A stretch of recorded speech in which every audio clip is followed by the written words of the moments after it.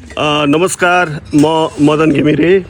आज यो गुन्टु पाथिभरा माताको चरणमा मेरो घरबेटी कविता घिमिरेले जुन सेवा गर्ने भावका साथ यो चरण कमलमा चाहिँ यो आज जुन माता रानीलाई स्नान आदि गरेर यो कपडा फेराउने जुन गरगहना वस्त्रहरू जुन गराउने कार्यमा गुरुले जुन सद्भाव राखेर जुन किसिमको चाहिँ कृपा यहाँ दिनुभएको छ, गुरुले जुन किसिमको यहाँ सहयोग गर्नुभएको छ, हामी सबै खुसी छौँ र यो माता रानीको कृपा सधैँ रहिरहोस्। यस्तो सेवा मेरो घरबेटीले सधैँ गर्न पाइराखोस्। यो चाहिँ हामी सम्पूर्ण हामी आफन्तजन, हामी साथीभाइहरू, हाम्रो छोरा छोरी, सबै हाम्रो नाति नातिना सहित हामी चाहिँ यो कार्य सङ्कल्पको लागि हामी आएका छौँ।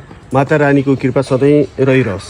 आदरणीय दाइ मदन घिमिरे, यहाँले आज आमाको दिव्य सेवा बिहानदेखि बेलुकीसम्म सेवा गर्ने जमर्को गर्नुभएको छ। यहाँले गर्नु भाउजूले सेवा चाहिँ इच्छा चाहिँ भाउजूले गर्नुभएको, भाउजूको इच्छा कसले जगाइदिनु भयो भन्दा दाइले गराइदिनु भएको। त्यही भएर यहाँले आजको दिव्य सेवा बिहान